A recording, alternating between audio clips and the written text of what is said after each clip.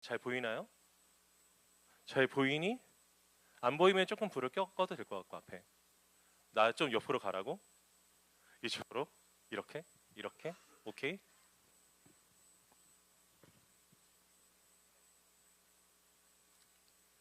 한결 났죠? 괜찮나요? 제가 먼저 있습니다. 그들이 여리고에서 떠나갈 때 큰 무리가 예수를 따르더라.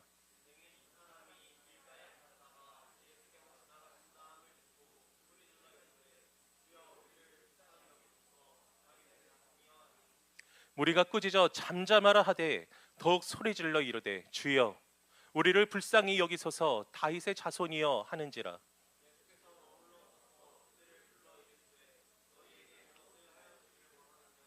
이르되 주여 우리의 눈뜨기를 원하나이다.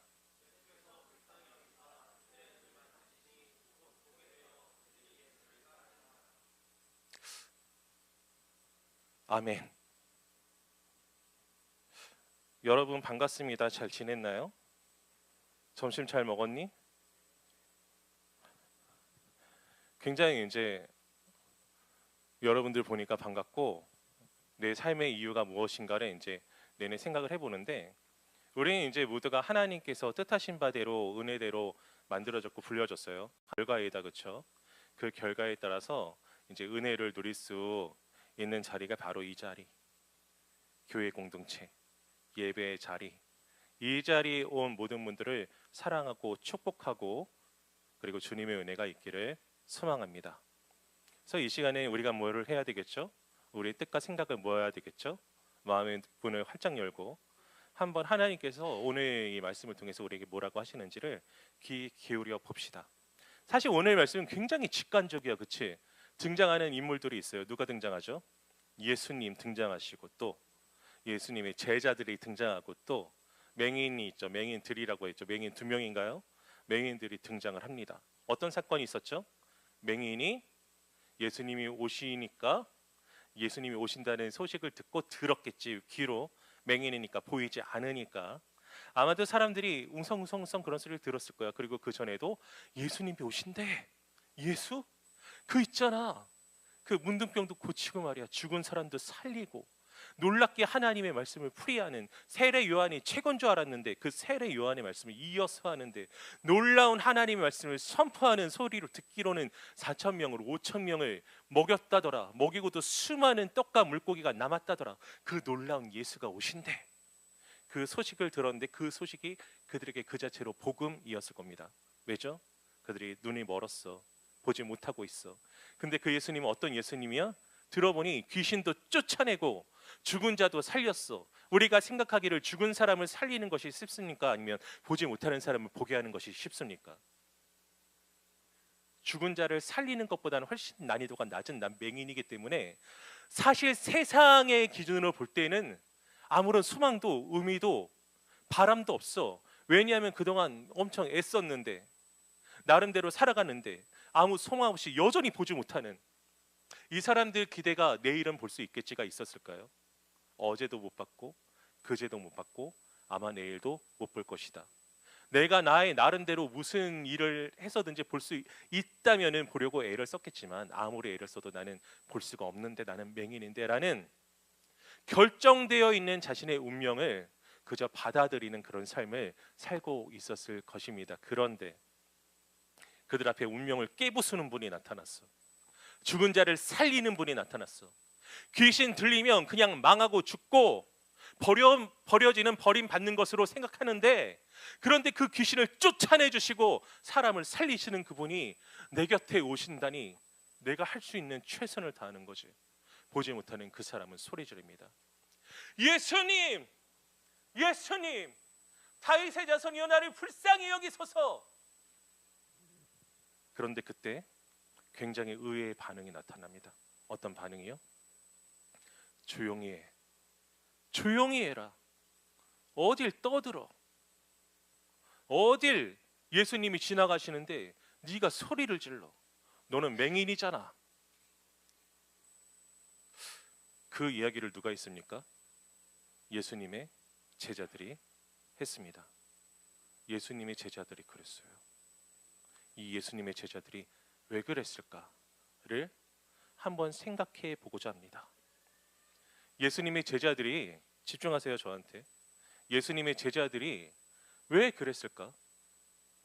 왜 보지 못하는 안타까움 속에 빠져 있는 사람들이 간절한 마음으로 보고자 하여서 예수님 찾았는데 스스로 걸어가고 만날 수 없기 때문에 온 힘을 다해서 그들이 할 수 있는 유일한 방법인 목소리를 내어서 주님 앞으로 나가는 그 일을 하고자 하였는데, 왜 예수님의 채찍거리며 누구보다 예수님의 뜻을 잘 알 것 같은, 왜 잘 알 것 같아요? 예수님의 말씀을 가장 가까이서 들었어. 그리고 예수님이 하시는 기적을 다 보았어. 예수님이 세리와 창기들을 멀리하지 아니하시고 가까이 하시고 밥을 먹는 것도 보았어. 그런 제자들이 왜 맹인들을 조용히 하라고 하였을까? 왜 오히려 그 맹인들을 예수님 앞으로 모셔오거나 아니면 예수님을 인도하여서 맹인들이 저기서 소리치고 있습니다, 불쌍한 맹인들입니다, 주님 부탁드립니다 하지 않고 오히려 잠잠하라, 조용하라 하였을까? 여러 가지로 생각해 볼 수 있었는데 사실 결론은 하나죠. 일단 여러 가지로 생각했던 걸 먼저 얘기합니다. 그 여러 가지 중에 첫 번째 하나, 우리 주님은 고귀한 분이시기 때문에 너희 같은 애들은 함께해서는 안 돼. 평소라면 내가 너희들을 불러드렸을 수도 있겠지. 그런데 지금 예수님 뭐하러 가시는 중이야? 지금 여러분 이 긴 여정을 잊으면 안 돼요. 예수님은 예루살렘으로 남아하고 계신 중이에요. 지금 그래서 제자들이 싸우고 난리 났죠. 어떤 싸움이었죠? 누가 예수님 우편에 서냐? 누가 예수님 좌편에 서냐? 누가 더 높냐? 제자들 난리 났어. 왜 난리가 났어요? 이제 예수님 예루살렘 가시면 왕이 되실 텐데 그럼 내각을 꾸려야 되겠지? 이런 생각 때문에 예수님이 왜 예루살렘으로 가시는지, 예수님이 우리를 위해서 죽으시러 가시는 중인데 그걸 세 차례나 말씀하셨는데도 그걸 여전히 알지도 못하고 생각지도 않고 믿지도 못한 채로 자기들 좋을 대로 예수님을 자기 마음대로 생각해서 예수님 왕대로 존귀해지러 가시는 거니까 우리는 누가 더 높으냐, 이런 걸로 싸우고 있던 제자들, 그 제자들이 보기에는 무엄하도다 이렇게 되는 거지. 평소면 모르겠는데 어디 예수님 지금 왕으로 지금 취임식 하시러 가야 되는데 어디 불가촉 천민 같은 것들이 말이야. 제가 그랬다는 게 아니고 제자들 그렇게 말 안 했어. 근데 너무 상상이 너무 나갔나요? 근데 좀 세게 말하자면 어딜 감히 너희 같은 보지 못하는 사람들이, 그리고 너희 같은 보지 못하는 사람들이라고 말하는데 성경적 근거가 있어요. 뭐냐면은 성경적 근거라기보다 문화 역사적 근거죠. 당시 히브리인들은 그런 신체적 핸디캡을, 장애를 하나님께 저주를 받은 것이라고 생각하는 분위기가 굉장히 깊었어. 그래서 장애를 가지고 있다, 너 하나님께 저주받은 자야. 어디 하나님께 저주받은 자가 왕이 되러 가시는 예수님 앞에 나타나고 말이야, 저리 안 가, 조용히 안 해, 이런 분위기로 이제 조용히 시킨 게 한 가지 이유겠고, 다른 이유는 뭐였을까? 그렇게 말하는 이들은 자기 스스로 어떻게 생각했을까요? 적어도 예수님 곁에 서려면 나 정도는 돼야지, 이런 생각. 예수님 곁에서 말이야, 예수님 수행하고 예수님 왕 되실 때 좌의정되고 우의정되고 하려면은 나처럼 모든 것 다 버리고 그물도 버리고 예수님 쫓고 예수님 앞으로 나오는 그런 인생을 살아야지. 어디 너희 아무런 헌신도 수고도 안 하던 너희들이 예수님 앞으로 나온다고 말이야. 가, 조용히 해, 잠잠해라, 그런 거죠. 근데 사실 이 모든 이유들이 한 가지 이유로 귀결되는 한 가지 근본적인 이유를 찾을 수 있게 됩니다. 그것은 무엇일까요? 사랑이 없는 거야. 사랑이 없는 것. 그리고 하나님께서 창조하신 창조의 원리와 인간됨의 이유도 모르는 거야. 하나님이 사람을 창조하셨습니다. 창조하실 때 사람이 형상대로 창조하였죠. 그럼 나는 하나님의 형상대로 창조하고 나꺼니는 아닌가? 앞에 있어서 눈에 처음으로 보여서 다 마찬가지죠. 주인공은 어떤 영화의 주인공은 하나님의 형상대로 창조하고 엑스트라 21번은 아닌가? 아니죠. 다 하나님의 형상대로 창조한 고귀하고 소중한 자입니다. 요즘에 성경 필사하는데 이제 창세기를 쓰고 있어요. 근데 저는 느리게 합니다, 일부러. 왜냐하면 연구도 같이 하면서 쓰기 때문에. 창세기 9장 3절을 보니까요, 이런 말씀이 있더라고요. 한번 준비가 됐나요? 이게 어느 시점이냐 하면은 없으면은 뭐 찾아봐도 되고 제가 기억하고 있으니까 어떤 말씀이냐 하면은 여러분 이제 노아가 등장하죠. 이제 당대 의인이다라고 등장을 해서 노아가 600살 때 이제 홍수가 그치게 되기까지의 이제 우리가 추산하기로는 120년 동안 이제 방주를 짓다가 비가 오고 그리고 한참 온 다음에 그치고 하나님께서 처음 사람은 하나님의 말씀대로 고맙습니다. 하나님의 말씀대로 9장 6절이구나. 마태복음이 7장 3절이고 오늘 원고 없이 하려고 마음 먹고 와가지고 자 그리고 처음에 창조하셨을 때 사람이 형상대로 창조하셨을 때 그때 뭐라고 말씀하셨냐면 생육하고 번성하고 땅에 충만하고 모든 것을 다스리라 라고 하셨는데 인간이 죄를 범해서 아담이 선악을 알게 하는 나무의 열매를 먹게 되는 하나님 말씀을 어기게 되는 죄를 범해서 죄의 결과는 사망이고 그 사망의 근원적으로는 영의 사망이고 하나님과의 분리고 그렇기 때문에 그들이 점점점 타락해져 갔는데 인류의 죄악이 극에 달해서 하나님이 노아에게 말씀하시기를 땅에 죄악이 편만함으로 내가 이들을 물로 쓸어버리겠다 하시고 대형수로 심판하신 다음에 그 다음에 이제 새롭게 노아에게 언약을 맺으시면서 같은 말씀을 또 하셨어. 생육하고 번성하고 땅에 충만하라고 하시면서 하신 말씀 중에 한 가지가 이 말씀이에요. 뭐라고 했냐면 다른 사람을 죽이지 말라는 거예요. 다른 사람이 피를 흘리면 그 사람의 피도 흘릴 것이니 이는 사람이 자기 형상대로 하나님이 자기 형상대로 사람을 지으셨음이니라. 너네 잊고 있었지. 얘도 쟤도 다 귀해. 하나님이 너만 하나님 형상대로 지으신 거 아니야. 교회로 우리를 부르셨어. 교회로 우리를 부르셨으면 너만 교회로 부르신 거 아니야. 너한테만 하나님이 말씀하시는 거 아니야.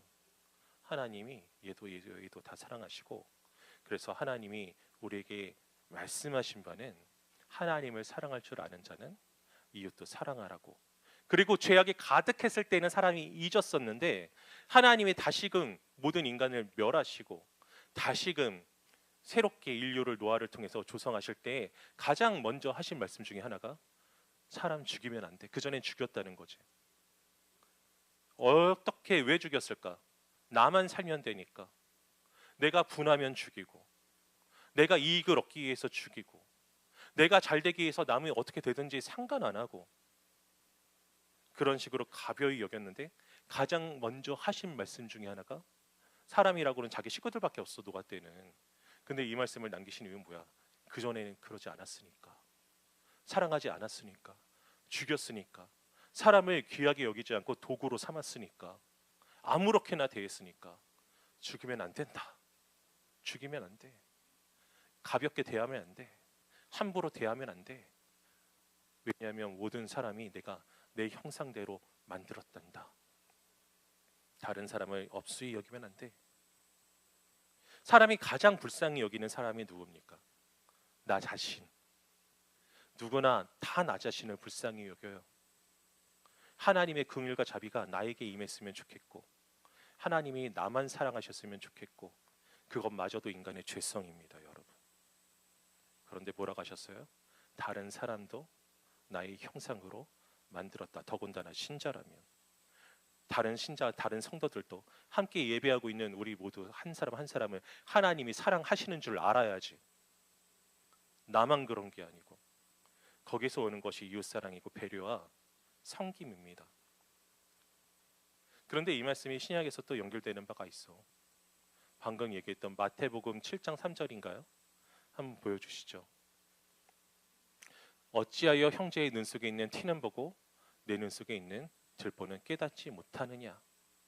너희가 헤아리는 헤아림으로 비판함으로 남을 비판하지 말라고 말씀하시면서 이렇게 말씀하고 계셔요. 뭐라고요?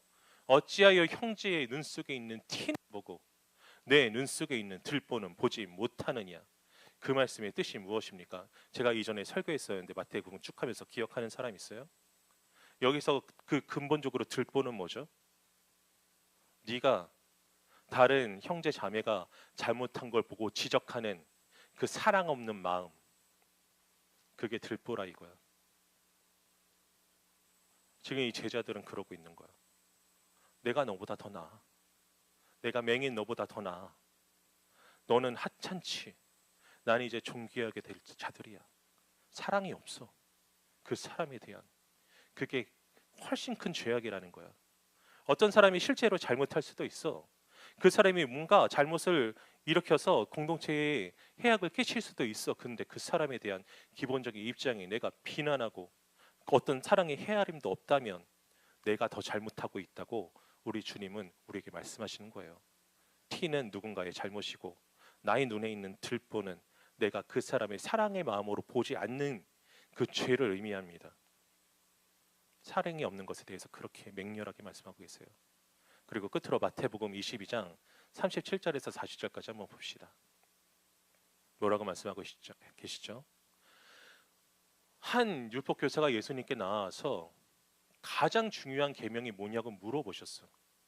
그때 예수님께서 친히 뭐라고 말씀하셨는지 한번 봅시다. 37절에 예수께서 이르시되 내 마음을 다하고 목숨을 다하고 뜻을 다하여 주 너의 하나님을 사랑하라 하셨으니 이것이 크고 첫째 되는 계명이요 둘째도 그와 같으니 둘째는 물어보지 않았어. 하지만 바로 주님께서 우리 예수님께서 친히 말씀하십니다. 둘째도 그와 같으니 내 이웃을 내 자신과 같이 사랑하라 하셨으니 두 계명이 온 율법과 선지자의 강령이니라. 주님이 왜 두 가지를 한꺼번에 말씀하셨을까? 두 가지는 뗄래야 뗄 수 없는 겁니다. 하나님을 사랑한다고 하면서 이웃을 사랑하지 않는 자들은 거짓말하는 자들이야. 왜? 이의 성자이신 예수님께서 그 자체로 사랑이시기 때문에 우리를 위해서 십자가에 달려 돌아가셨어. 그 예수님 믿는다면서요. 그러면 그 예수님이 하신 대로 살아가야 될 거 아니야. 예수님 사랑한다면, 믿는다면. 하나님은 사랑이시래. 하나님은 사랑이시래. 그 하나님을 믿는다면서 하나님은 사랑하신다도 아니고 하나님은 사랑이시라고 말씀하시는데, 그런데 우리 안에 사랑이 없다면, 신앙생활 할 때도 100일 기도 하면 뭐합니까? 새벽 기도 안 빠지면 뭐예요? 헌금 많이 하고 예배 시간 안 빠지면 뭐합니까? 다른 사람 사랑하지 않는데. 그것도 당신님의 피값으로 사셔서 우리와 함께 예배하도록 하신 이 공동체 안에 있는 사람들을 사랑하지 않는데 그게 무슨 소용이 있습니까? 무슨 소용이 있습니까? 를 넘어서 더 심하게 말하자면 어쩌면 그 믿음은 가짜일 수도 있습니다. 가짜라고 말하는 것이 너무 심하다면 아직 자라지 않았거나 미성숙하거나 혹은 아직은 믿지 않고 있는 건지도 모르겠습니다. 병이 들거나. 하나님 사랑과 이웃 사랑은요 뗄 수가 없어요. 그렇기 때문에 이 제자들의 상태는요, 첫째로 예수님이 뭘 하러 가시는지도 모른 채로 알지 못하는 무지의 상태에서, 둘째로 예수님이 왕이 되시면 자기도 그 왕권으로 존귀해지고자 하는 예수님을 도구로 여기는 그런 탐욕의 상태에서, 셋째로 굉장히 중요한데 다른 사람에 대한 사랑의 마음도 없는 채로 그렇게 신앙생활하고 있는 제자들의 모습을 바라볼 수 있습니다.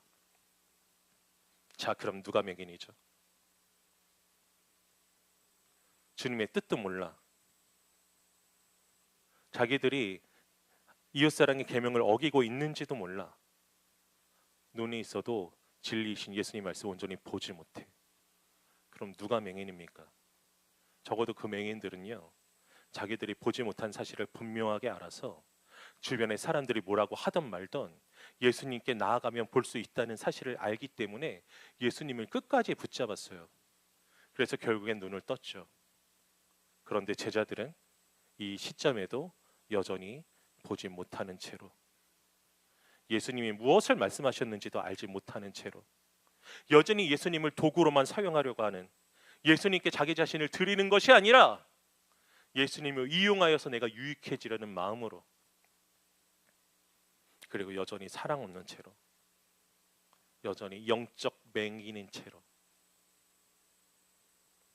오히려 맹인들은 보게 되었는데 그 제자들은 눈이 먼 상태로, 누가 맹인입니까? 우리는 여기에서 진짜로 맹인이 누구인지를 알아야 합니다. 그리고 그 맹인인 사람들이요, 어떻게 해야 되는지도 알아야 되겠죠. 어떻게 해야 되나요? 첫째로는 도대체 주님이 무엇을 하시는지에 대해서 온전히 알아야 돼요. 주님이 몇 번이나 말씀하신 우리를 위해서 죽으러 가시고 부활하실 거라는 그 말씀을 띄엄띄엄 듣거나 읽지 않은 채로 온전히 똑바로 알고 믿어서 알았어야 돼. 그리고 예수님을 자기 멋대로 믿고 사용하라는 것이 아니고 그 정확한 뜻에 내 자신을 드릴 줄 알아야 돼. 그게 하나님의 사랑입니다. 통으로 그 두 가지가. 그리고 나머지 이웃사랑, 그런 마음으로 다른 사람들을 사랑하는 삶의 태도를 가지고 삶을 살아가야 합니다. 그리고 이 삶은 결코 쉽지가 않습니다. 왜냐? 아까 말한 것처럼 인생에서 나에게 가장 불쌍한 사람은 나이기 때문에. 변치 않는 사실, 내가 제일 불쌍해.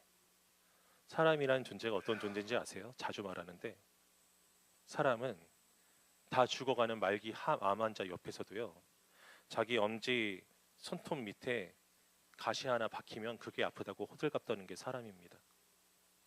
자기 자신의 고통이 제일 고통스러워. 자기 자신이 제일 불쌍하고 근본적으로 사랑을 할 수가 없어요. 자기 연민 외에는 할 수 없는 게 우리 악한 본성입니다. 하나님이 처음 창조하실 때는 그렇게 창조 안 하셨죠. 하나님의 형상대로 창조하셨으니. 그런데 죄로 인해서 하나님의 형상이 어그러지고 우리는 그럴 수밖에 없는 존재가 되었습니다. 그래서 우리는 예수님 믿는 것이고, 예수님 믿으면서 예수님 닮아가려 하는 것이고, 그래서 우리는 기도하며 겸손하게 내 자신을 드리며 살아가야 되는 것입니다.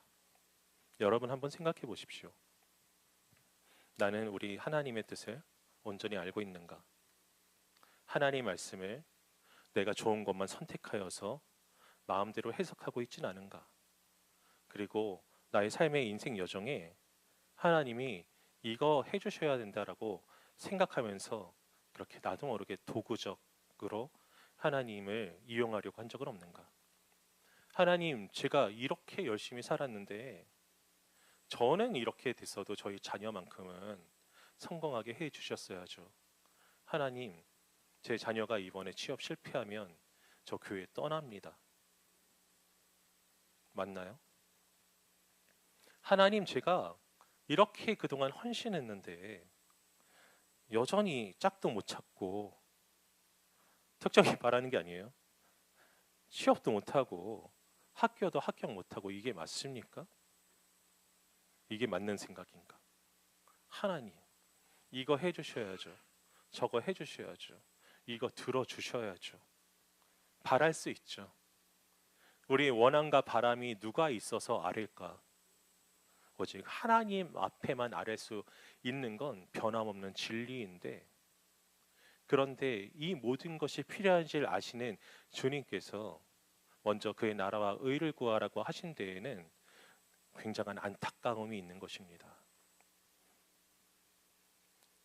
예수님이 우리 게 아니고요, 우리가 예수님의 거예요. 예수님이 우리를 위해서 존재하시는, 하나님이 우리를 위해서 존재하시는 우리가 만들어낸 피조물이 아니고요, 우리가 하나님의 필요와 뜻과 나라를 위해서 내신 피조물이고 창조물이에요.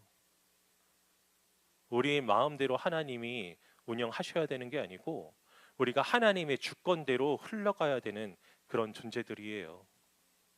그렇게 내 자신을 내어 드리겠는가? 그것이 첫째. 그리고 둘째는 그럼 그분께서 사랑하시는 다른 이들을 내가 사랑할 준비가 되어 있는가? 우리 공동체가 서로가 누구는 조금 연약해 보이고 누구는 강해 보이며 누구는 호감이 가고 누구는 조금 호감이 가지 않는 인간적 역경과 상황과 캐릭터가 있을 수 있는데 그것을 떠나서 인간적으로 할 수 없다면 은혜로 신앙으로 마음으로 그들을 품고자 하는 마음이 있는가? 그게 있다면 그게 있어야 된다고 생각한다면 그것을 위해서 기도한다면 이 안에서 용서가 시작될 겁니다. 포용이 시작될 거예요. 화합이 시작되고 하나됨이 일어나고 한 목소리를 내는 일들이 시작될 것입니다. 함께 전도해야 된다. 함께 기도해야 된다. 함께 말씀으로 나가야 된다. 함께 찬미해야 된다. 그 함께의 의미가 달라질 거예요. 정말로 사랑하게 된다면 저는 그것을 소망합니다. 여러분 숲이 개편된 지 얼마 안 됐습니다. 숲지기들 한번 자리에서 일어나 보십시오. 불어봐 주세요.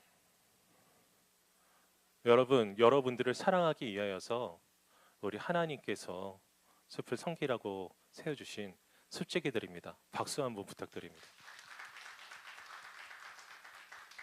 네, 앉아주세요. 우리 임여건 모두 자리에서 한번 일어나 보십시오. 다 일어나 보세요. 자, 주위를 한번 둘러보십시오. 겹치는 사람들도 있죠? 하나님께서 우리를 사랑하셔서 이들을 통해서 하나님의 뜻을 이뤄가시기 위해서 세우신 우리 사랑하는 동역자들입니다. 박수 한번 부탁드립니다. 앉아주세요. 전부 다 한번 일어나 보십시오.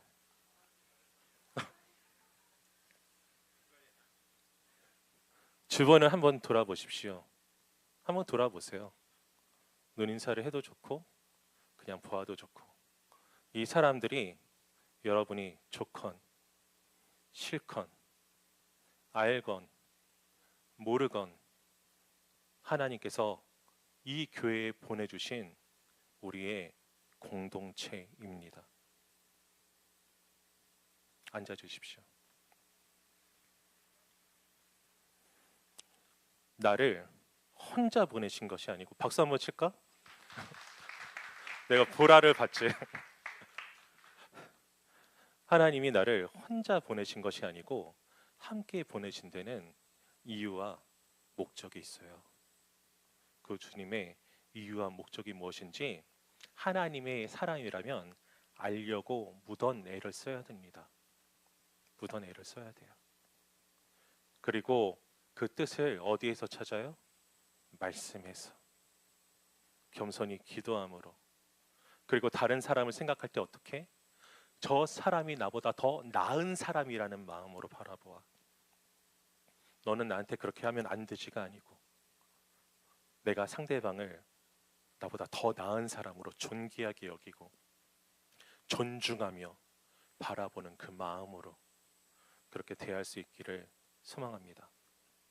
그리고 제자 훈련에도 적극적으로 함께해 주십시오. 미라클 아카데미 모집 지난주에 얘기했죠. 그리고 미커기도단도 물론 제한이 걸려 있어서 이제 주저하시는 분들도 있는 것 같아요. 그래서 인서 어딨니? 지원해. 나한테 물어보더라고. 아, 기도단 몇 명이나 했어요? 그러더라고. 그럼 하면 돼. 본인이 나다 싶으면은 우리 생일 때 이 말 많이 하잖아요. 의성이 유행어 중에 하나잖아. 오늘 생일이신 분들 나다 싶으면 나오세요. 그치? 하나님께서 마음에 주시는 나다 싶은 마음이 있으면요 다 지원하십시오. 함께 기도합시다. 그래서 우리 공동체에 하나됨을 세워가는데요. 올해는 말씀으로 양육되고 기도로 뜨거워지며 하나 되는 우리가 되었으면 합니다. 그래서 정말 사실 고민이 많아요. 나 혼자 울기도 합니다. 상상도 안 되죠? 우리 청년부를 생각할 때 어떻게 할까? 그래서 항상 기도할 때 하는 가장 큰 이야기는 뭐냐면은 하나님, 저는 못해요. 잘 아시죠? 제가 무얼 해도 아무 소용이 없습니다. 하나님께서 해주세요. 그 하나님께서 해주세요를 여러분 함께 해주십시오. 우리 하나님께서 우리 공동체에 은혜 주셔서 놀라운 일들을 행하실 것입니다. 우리 미라클 커뮤니티라면서요. 제가 지은 이름 아니에요. 여러분들이 여러분들의 선배가 이 청년부의 정체성으로 기적의 공동체라는 이름을 지었고, 처음 듣기로는 굉장히 거창하고 길다 그런 생각이 들었는데, 해가 거듭되며 곱씹으면 곱씹을수록 잘 됐다. 하나님께서 행하시는 기적을 한번 경험해 봤으면 좋겠다. 그 서원함이 내내 있습니다. 여러분도 같이 서원하여서 하나님께서 우리를 사용하셔서 그 놀라운 기적과 이적을 이루시며 청년부를 세워가시는 그 일을 경험해내는 우리 모두가 될 수 있기를 바라요. 그래서 다 눈을 감아 보십시오. 눈을 감아 보십시오. 그리고 하나님께서 나를 어떻게 부르고 있는지에 대해서 한번 간구하며 기도하는 시간을 한번 가져봤으면 좋겠습니다. 물론 이제 마음을 찬양하고 기도하겠지만 이 시간에 조용히 마음으로 한번 기도해 봅시다. 주님, 저를 어떻게 사용하기를 원하십니까? 주님의 뜻을 알려주시옵소서. 그리고 그 알려주신 뜻에 헌신하는 마음, 겸손한 마음, 하나님을 사랑하는 마음, 이웃을 사랑하고 공동체를 존중히 여기며 다른 사람들을 나보다 더 나은 사람으로 여기는 겸손한 마음을 주시옵소서. 우리 공동체를 사랑하심을 알고 느끼게 하여 주시옵소서. 이 시간 마음으로 함께 기도합니다. 기도하겠습니다.